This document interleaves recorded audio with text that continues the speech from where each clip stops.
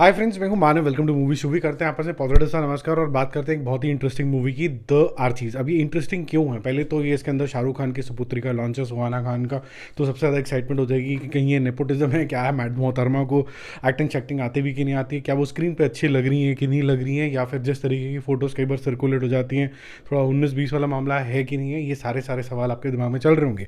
क्या अगस्त्य नंदा जो कि भांजे हैं अभिषेक बच्चन के, वो किस तरीके के यहाँ पर लग रहे हैं? कहीं बिल्कुल उसी की रिफ्लेक्शन लग रहे हैं कि उसके अंदर कोई यूनिक चीज़ है कि नहीं है। फिर खुशी कपूर वो भी यहाँ पर लॉन्च हो रही है। तो बहुत सारे ऐसे स्टार सन्स के भाई बहन बच्चे भांजे सब हैं जो काफ़ी इम्पैक्टफुल तरीके के रोल के अंदर यहाँ पर आपको दिखने वाले हैं। क्या बट ये रियली इम्पैक्टफुल है? क्या इसको नेपोटिज्म बुलाया जा सकता है? आई थिंक इसको बहुत सारे लोग 99.9% इसको नेपोटिज्म बोलने वाले हैं, बट एक्चुअली में नेपोटिज्म है नहीं। पहली बात तो नेपोटिज्म के अंदर होता है कि अनड्यू एडवांटेज है ना, यहाँ कोई अनड्यू नहीं है। यहाँ पर पहली बार ये बंदे लॉन्च हो रहे हैं और यहाँ पर आपको इस तरीके के स्टाइल भाई चाहिए थे जिनको इसका आर्चीज का प्रेमाइस बहुत अच्छे तरीके से क्लियर हो। तो उस तरीके की यहाँ पर स्टारकास्ट रखी गई है। यहाँ पर थोड़े से पॉलिश लोग चाहिए होते हैं। वो भी मेरे ख्याल से उस मामले में, कास्टिंग के मामले में सब कुछ सही रहा है। सबका नहीं, बट मैं उसके बारे में डिटेल में बात करूँगा किसका क्या रोल है। हर चीज़ का जो कैरेक्टर है वो मिस्टर नंदा कर रहे हैं, और अगस्त्य नंदा। और वेरोनिका का जो रोल है वो मिस खान एक्चुअली कर रही हैं, सुहाना खान। वो किस तरीके का करा वो बात करेंगे। और फिर उसके बाद बेटी का जो रोल है वो भी हम यहाँ पर बात करने वाले हैं, खुशी का। और ये सारी जो टोटल मिला के आपको क्या मिलता है उसके बारे में बात करते हैं। पहले तो एंग्लो इंडियंस कौन होते हैं? एंग्लो इंडियंस वो होते हैं जिन्होंने ब्रिटिशर्स और हिंदुस्तानियों की शादी हो गई, और उसके बाद एक रिवरडेल नाम का शहर बसा, और वहाँ पर एक ग्रीन पार्क की जगह है जिसको कोई हथियाना चाहता है। ठीक है, अब ये सब चीज़ तो बेसिक प्रेमाइस है। और सुहाना खान का जहाँ पर जो फादर दिखाया गया वो बिजनेसमैन है, उसको बहुत फ़ायदा होगा होटल छोटल बनाने का जब वो यहाँ पर ग्रीन पार्क को हथिया लेगा। बट ग्रीन पार्क के साथ सबकी यादें हैं, इन सब बच्चों की यादें हैं, चाहे वो अमीर है चाहे वो गरीब है। अब वो धीरे धीरे इस टाउन में सबको खरीद के यहाँ पर एक टाउनशिप भी बनाना चाहता है। टाउनशिप क्या, एक अलग सा प्लाजा बनाना चाहता है, और साथ ही साथ में यहाँ पर एक होटल बनाना चाहता है। सबको मोटा मोटा वो खरीदने की कोशिश कर रहा है। तो क्या है, सुहाना खान ऐसा होने देगी कि नहीं होगी? अगस्त्य के अपने एम्बिशन है, यानी कि आर्ची के अपने एम्बिशन है बाहर जाने के, क्या वो पूरे होंगे कि नहीं होंगे? क्या इनकी फ्रेंडशिप भी स्टे कर पाएगी कि नहीं कर पाएगी? क्योंकि यहाँ पर आपको लव ट्रायंगल भी दिखने वाला है।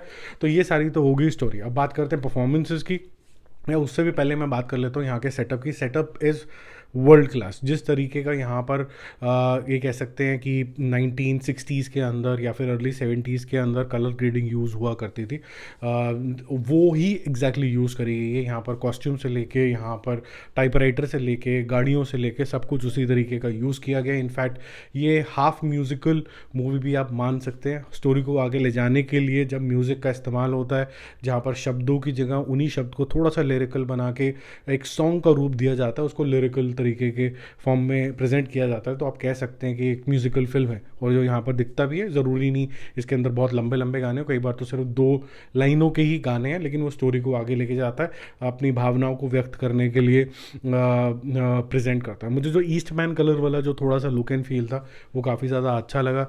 जो बेसिक पेस्ट्रीज और बर्गर्स की बात हो रही है वो बहुत ही एलिमेंट्री है आज की डेट के हिसाब से, लेकिन वो पुराने ज़माने के हिसाब से आप रिलेट कर सकते हैं यहाँ पर। और एक जैसे कहते हैं ना, जब मॉडर्नाइजेशन हो रहा होता है तो विंग्स फैलाने वाली बात होती है। तो क्या विंग्स फैला पाएगी रिवरडेल के? नहीं, क्योंकि वहाँ पर भी मॉडर्नाइजेशन हो रही है। और क्या ये बच्चे कोई एक रोल प्ले कर सकते हैं इस रिवरडेल को बचाने के लिए? वहाँ पर आ जाता है। अब देखो, जो एक्टिंग का मामला है, मैं बोलूँगा अगस्त्य नंदा काफ़ी हद तक अभिषेक बच्चन जैसे लगे हैं, लेकिन उसने एक्टिंग अच्छी करी है हर चीज़ के रोल के अंदर। फिर अगर सुहाना खान की अगर मैं बात करूँ तो उनके कुछ कुछ सीन काफ़ी ज़्यादा इम्पैक्टफुल है, नो डाउट। एक्टिंग आती है, कॉन्फिडेंट है, फर्स्ट मूवी के हिसाब से ठीक है। उनको छोटे छोटे शॉट्स दिए गए हैं ताकि इतना शॉट किया कट लो, इतना शॉट किया कट लो। थोड़े एग्रेसिव शॉट्स भी अपने फादर के साथ कन्फ्रंटेशन वाले वो भी करके कट लो, ताकि आपको बहुत लंबे लंबे डायलॉग याद ना करने पड़े, ताकि आप बॉडी लैंग्वेज, डायलॉग्स और सब चीज़ों पे एक साथ कॉन्सेंट्रेट कर पाओगे। डायलॉग बहुत लंबा होगा तो फिर आप कभी बॉडी लैंग्वेज लूज़ कर दोगे, कभी आई कॉन्टैक्ट लूज़ कर दोगे। वो सारी चीज़ों का ध्यान रखा गया, और ये सब बच्चों के साथ किया गया क्योंकि उनकी पहली मूवी है। उसके अलावा खुशी का जो रोल है, जो उनकी फ्रेंड है, जो एक लव ट्रायंगल्स यहाँ पर बना है, I think she is a better actress because better than Suhana, because she is able to emote a variety of emotions. उसके फादर के साथ क्या हो रहा है, उसका आर्ची के साथ क्या रिलेशनशिप है, उसका सुहाना के साथ क्या रिलेशनशिप है, ये सारे जो वेराइटी ऑफ इमोशंस है शी लुक्ड बेटर ऑफ। ठीक है, तो ओवरऑल मिला के जो कॉन्सेप्ट है कि क्या बच्चे रोल प्ले कर सकते हैं एक ऐसी दुनिया को जो उनको लगता है उनकी दुनिया है, एक पार्क नेचर का भी इसके अंदर बात आ जाती है, सो टू से ट्रीज़ की बात आ जाती है। तो ओवरऑल बेसिस पे आपको ठीक लगता है कि सिनेमेटोग्राफी भी ठीक है। अब जहाँ पर इसका थोड़ा सा ढीला जाता है वो मेरे ख्याल से एडिटिंग और स्क्रीन प्ले है, डायरेक्शन ठीक है।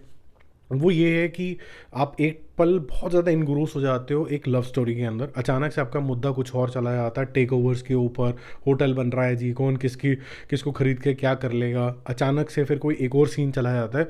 तो क्या होता है कि जिस इमोशन के अंदर आप होते हो आपकी इमोशन चेंज हो जाती है, एक लव की इमोशन और एक square for somebody losing his shop, और क्योंकि उसका वो लाइवलीहुड है, वो एक बहुत ही अजीब तरीके की इमोशन होती है। तो ये दोनों जो चीज़ें हैं बहुत अलग इमोशन है, और आप एक मिनट में एक चीज़ में एक सीन के बाद ये प्रोसेस कर रहे हो, आई थिंक वो लैप्स वहाँ आता है।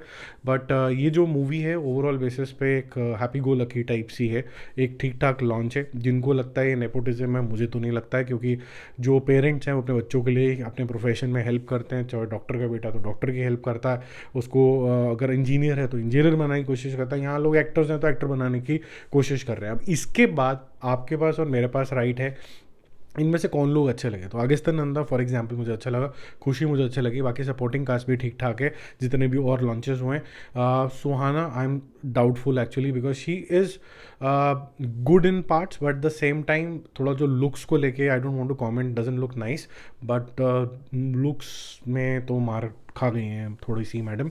But I didn't wanted to say that, किसी के लिए, बच्ची के लिए भी, किसी के लिए भी डी मीनिंग हो सकता है।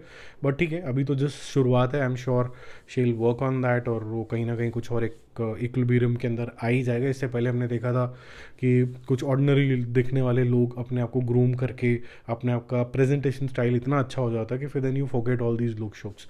तो लेट्स सी किस तरीके का आता है, but otherwise it's a job well done. आपको इंटरेस्ट आता है स्टोरी के अंदर, थोड़ा सा जैसे मैंने बोला स्क्रीन प्ले के अंदर, एडिटिंग के अंदर फॉल्ट है, इधर से उधर चलती है। इससे बेटर लॉन्च हो सकता था सुहाना खान का फॉर श्योर, क्योंकि यहाँ पर आपकी अटेंशन इधर उधर डाइवर्ट होती है। हो सकता है ये कॉन्सेंट्रेटेड तरीके से किया गया हो ताकि मार्केट की पल्स सुहाना को लेके क्या है, क्या फीडबैक है, वो गैदर कर लिया जाए on a OTT platform wherein people are slightly more liberal, and then after taking the feedback groom her more, and तो फिर वो किंग आ ही रही है इसके बाद मूवी द किंग, जिसके अंदर किंग खान खुद है यानी शाहरुख खान, एंड सुहाना खान है, वो भी एक एक्शन थ्रिलर होगा। तो वो एक मेरे ख्याल से ये फीडबैक की तरह इन्वेस्टमेंट है, if I get the Shahrukh Khan thinking correctly. बाकी इसके अंदर फरहान अख्तर का भी एक वॉइस ओवर है इंटरेस्टिंग सा, करारी से आवाज़ के अंदर और गला खराब वाली उसके अंदर, तो एक कैरेक्टर प्ले कर रहे हैं यहाँ पर आरसी से रिलेटेड, वो काफ़ी इंटरेस्टिंग है। तो ओवरऑल बेसिस पे क्या कंक्लूजन होता है, क्या फिर इनकी दोस्तियाँ जो हैं लव ट्रायंगल की वजह से बच पाती कि नहीं बच पाती, क्या अमीरी गरीबी का जो डिफरेंस है उसकी वजह से दोस्ती बच पाती कि नहीं बच पाती, क्या रिवरडेल बच पाता है कि नहीं बच पाता है, क्या ये जो ग्रीन पार्क का जो सपना है होटल बनाने का उसका कोई ऑल्टरनेटिव निकलता है कि ये शहीद हो जाएगा लेकिन दोस्ती बरकरार रहेगी। इसके काफ़ी सारे जो क्वेश्चंस हैं वो क्रॉप अप होंगे as you will watch this movie, but you will get the answer at the end of it. तो मैं ये बोलूँगा कि जो मेरा मूवी शूवी स्कोर है इसके लिए वो रहेगा, कितना दे दें यार, क्योंकि फ्लॉज तो इसके अंदर हैं, नोबडी इज़ परफेक्ट, और इनकी एक्टिंग है लेकिन काफ़ी रॉ लग रही है, बहुत मेच्योर एक्टिंग नहीं है यहाँ पर। वो रॉनेस से भी एक क्यूटनेस आती है, क्योंकि at a certain age you will behave in a certain manner, you will not be like a man and a woman, you will be like a boy and a girl, so there is a certain amount of rawness to it, and that's what you like sometimes. So my movie should be score, I think I'll just give some grace marks. So 8/10, it's a decent watch, I don't think you will repent, it's worth your time.